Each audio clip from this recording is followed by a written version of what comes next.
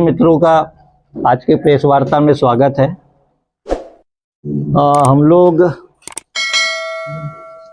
आज भारत जोड़ो न्याय यात्रा के लिए रवाना हो रहे हैं। जैसे कि पूर्व सूचना या जानकारी आप सभी मित्रों को होगी, जनवरी महीने से इम्फाल से विपक्ष के एक बड़े नेता कांग्रेस के लीडर श्री राहुल गांधी भारत जोड़ो न्याय यात्रा पे निकले हुए हैं और आज 2 तारीख को मध्य प्रदेश में उनके आज एंट्री होना है। आज उनका प्रवेश है पूरी भारत जोड़ो न्याय यात्रा के जत्थे का। हम लोग भी इधर भारत जोड़ो अभियान से जुड़े हुए जितने तमाम संगठन हैं महाकौशल के, उस यात्रा को शाजापुर में ज्वाइन करने के लिए निकल रहे हैं। आज कई बार भारत जोड़ो अभियान को लेकर के तरह तरह के सवाल उठाते हैं लोग और थोड़ा व्यंग भी कसते हैं कि भारत टूटा कब है, जो जोड़ने की बात करते हैं या इस तरह की।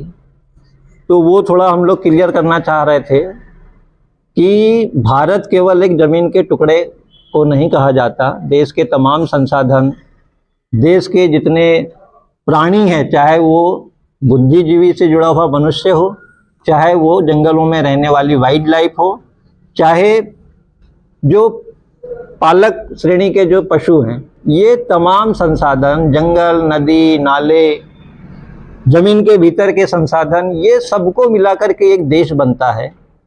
और देश के तमाम संसाधनों का देश के सभी नागरिकों के बीच में न्यायपूर्ण बंटवारा बहुत ज़रूरी है।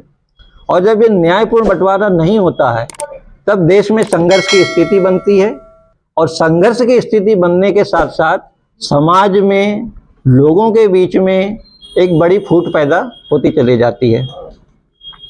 पिछले 10 सालों में हम देख रहे हैं कि संघ और भारतीय जनता पार्टी की नीतियों के चलते हमारे देश के संसाधनों का चंद पूंजीपतियों के या कारपोरेट घरानों के बीच में पूरा का पूरा मुनाफा जो है वो संकुचित होता चला जा रहा है और एक अन्याय संगत, जिसे न्याय संगत कतई नहीं कहा जा सकता, देश के संसाधनों का एक बंटवारा होता चला जा रहा है। तो भारत जोड़ो अभियान के तहत देश भर में एक सबसे पहली ज़रूरत तो ये है कि हमारी जो मौजूदा सत्ता है, केंद्रीय सत्ता, या तो वो रास्ते पे आए और संविधान की मंशा अनुरूप, क्योंकि जो संविधान हमारा कहता है कि देश के हर एक नागरिक को, प्रत्येक नागरिक को गरिमामयी जीवन जीने का अधिकार है। क्योंकि जब हमने देश बनाया था, हमारे बुजुर्गों ने देश बनाया था, तो हम हर 100 किलोमीटर 200 किलोमीटर के दायरे में बटे हुए थे, राज्य, रजवाड़े और रियासतों के रूप में। तो सबकी भावनाओं को, सबकी इच्छाओं को और सबके संसाधनों के समान बंटवारे के लिहाज से इस देश का निर्माण किया गया। लेकिन धीरे धीरे करके सत्ता जैसे जैसे ताकतवर होती चली गई, देश के संसाधनों पर पैसे वालों का, पूंजीपतियों का, दबंग लोगों का कब्जा बढ़ता चला गया और पिछले 10 सालों में ये और भी तेजी से बढ़ा है। यानी हम ये कह सकते हैं कि दिन दूनी रात चौगुनी। इसके साथ साथ देश में हम एक और तरह का माहौल देख रहे हैं कि ये संसाधनों के वाजिब बंटवारे की लड़ाई ज़्यादा मजबूत ना हो, इसलिए पूरा का पूरा ध्यान धार्मिक आस्थाओं के साथ खिलवाड़ करके धार्मिक उन्माद को पैदा करने की दिशा में बढ़ा जा रहा है। इस तरह का माहौल जानबूझ करके बनाया जा रहा है। असंवैधानिक गतिविधियों की ओर से सत्ता जानबूझ करके जो है मुंह फेर करके बैठी हुई है और एक तरह से इनडायरेक्टली सपोर्ट भी करती है इस तरह की शक्तियों को। तो भारत जोड़ो न्याय यात्रा जो है पूरे संसाधनों का समान बंटवारा, संवैधानिक तरीके से जो व्यवस्थाएं बनाई गई है उसके अनुरूप देश की पूरी संस्थाओं और लोगों के बीच में हो सके, ये तो ये पूरा प्रयास है। देश के जितने सारे गरीबों के लिए, सामाजिक बदलाव के लिए लड़ने वाले संघर्षरत संगठन इस पूरे अभियान के हिस्से हैं और चूंकि ये अभियान को लीड करने में कांग्रेस एक राजनीतिक पार्टी है और उसकी एक बड़ी भूमिका है, उनके नेताओं की एक बड़ी भूमिका है, लेकिन उसका रोल भी जैसे हम छोटे छोटे संगठन हैं, ठीक उसी तरह का पार्टनर संगठन के रूप में ही है। कांग्रेस इसको लीड करने वाला ग्रुप ना होकर के समान तौर से सहभागिता निभाने वाला एक संगठन राजनीतिक दल से है, क्योंकि जो देश में लोगों के अधिकारों के लिए लड़ाई लड़ रहे हैं ये संगठनों की कोई राजनीतिक ताकत है नहीं है और पूरे देश की तमाम नीतियों को, संस्थाओं को राजनीति प्रभावित करती है। तब जाकर के देश के तमाम संगठनों को लगा कि इसमें कुछ राजनीतिक तौर पर भी इस लड़ाई को जोड़ना होगा।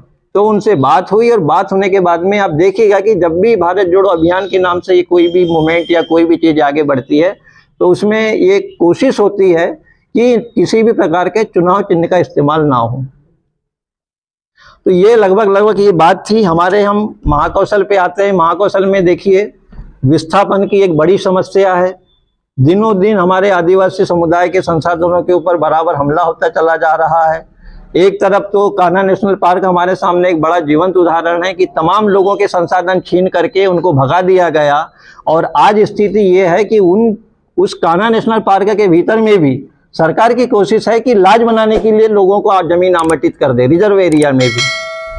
तो एक बड़ा पूंजीपति और कारपोरेट के चक्कर में फंस करके हमारे देश की केंद्रीय सत्ता पंचायती राज को समाप्त कर रही है। पूरे सत्ता का केंद्रीकरण होते जा रहा है, जो एक माहौल और एक संघर्ष के बाद में विकेंद्रीकृत व्यवस्था की तरफ हम लोग बढ़े थे, इस पूरे देश की व्यवस्था।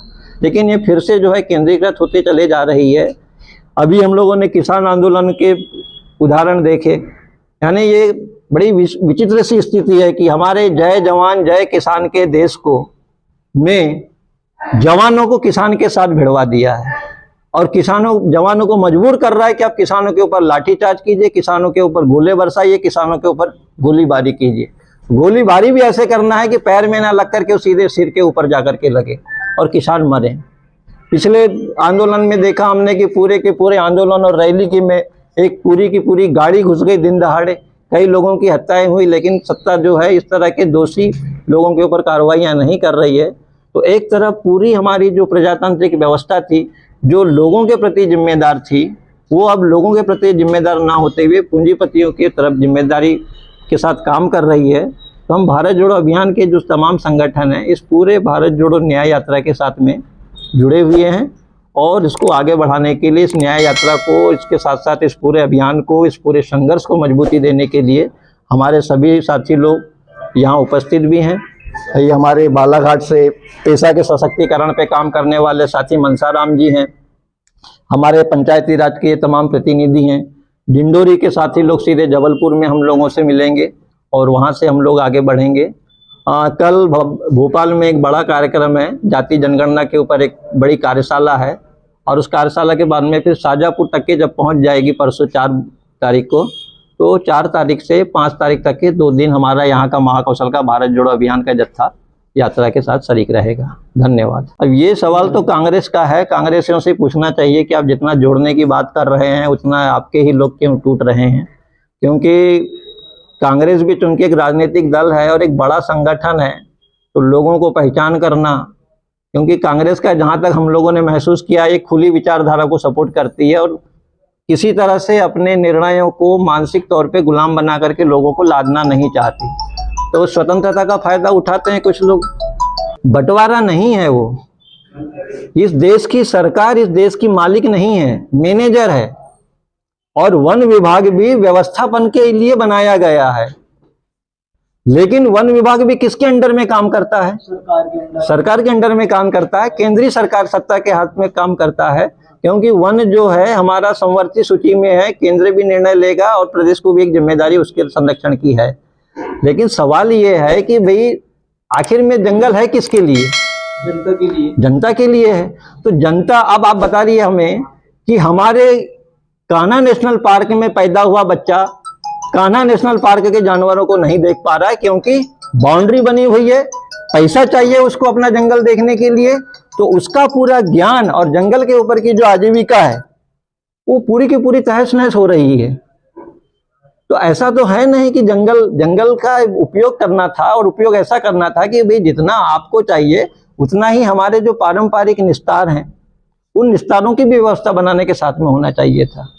अब सेल संरक्षण के नाम पे आप बोल रहे हैं, वाइल्ड लाइफ प्रोटेक्शन के नाम पे जंगल को वन विभाग के हवाले तो दिया है, लेकिन हसदेव में क्या हो रहा है? जब आपको कोयला निकालना है तो पूरा का पूरा जंगल काट दे रहे हैं, आप पूरी धरती को वहां की खोखली बना दे रहे हैं। वहां के हाथियों की चिंता है सरकार को? नहीं है। देखिए, लोकतंत्र की मंशा ही ये है कि आप समय के हिसाब से चलें, वरना हमें चुनाव की कोई जरूरत ही नहीं होती। कांग्रेस को नकारना है, क्योंकि कांग्रेस को नकारने की व्यवस्था ही कांग्रेस ने बनाई थी। नहीं तो वो चुनाव की व्यवस्था भी खत्म कर सकती थी जब देश उनके हाथ में आया था, या कोई और तरीका भी अपना सकती थी। ये व्यवस्था तो खुद है ही इस तरह की, हर 5 साल में आपको नकारा जाएगा या बनाया जाएगा। पीढ़ी और समय के साथ साथ लोग भी बदलते हैं। कभी किसी संगठन में अच्छे किस्म के लोग होते हैं, कभी किसी संगठन में बुरे किस्म के लोगों का कब्जा हो जाता है। तो दरअसल ये देखने की जरूरत है कि ऐसे राजनीतिक दलों में वजूद किन लोगों का है। अभी हमें लग रहा है राहुल गांधी जिस तरह से त्याग और संघर्ष के साथ में चल रहे हैं, तो एक नई उम्मीद जन संगठनों की जुड़ी है उनसे। सत्ताधारी दल के साथ में इसमें नया वाला तो कोई मैटर ही नहीं है भाई। जहां भी संघर्ष और लोगों के संवैधानिक अधिकारों की बात होगी तो सत्ता के द्वारा यदि व्यवस्था बनाने की जिम्मेदारी होती है, वो तो लड़ा ही जाएगा। उसमें नया और पुराने का कोई सवाल उठता नहीं है।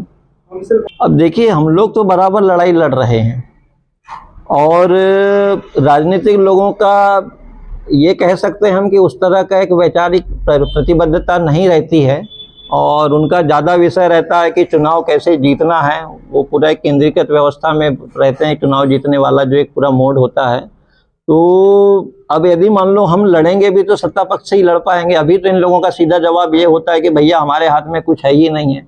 दूसरा, हम लोग एक चीज़ और महसूस करते हैं कि भारतीय जनता पार्टी केवल अपने अनुशांसिक संगठनों को ही असामाजिक कार्यकर्ता मानती है। जो उनके साथ नहीं जुड़ा है उनको तो वो सामाजिक कार्यकर्ता मानना ही नहीं चाहती है। उन्हें तो गद्दार कहेगी, उन्हें तो बदमाश कहेगी, उन्हें तो अलगाववादी या नक्सलवादियों के साथी कहेगी। तो हम इनसे बहुत ज़्यादा संवाद की कोशिश जरूर करते हैं, लेकिन निराशा बार बार हमको हाथ मिली है। हमारे यहाँ के किसान उतने मजबूती के साथ में नहीं लड़ पाते, बहुत दूर की लड़ाई है। लेकिन ये जरूर होना चाहिए कि यहाँ के किसानों को संगठित होकर के यहाँ कम से कम एक मोर्चा जरूर उनके समर्थन में खोलना चाहिए। उत्तर प्रदेश इटावा के रहने वाले रॉबिन सिंह जी लगभग पिछले 500 दिनों से यह यात्रा अपनी चालू करे हुए हैं। और मैं आपको बता दूं कि कन्याकुमारी से स्टार्ट होकर के लगभग बहुत सारे राज्यों में ये अपनी यात्रा कर चुके हैं। ये पर्यावरण के प्रति लोगों को जागरूक करने का काम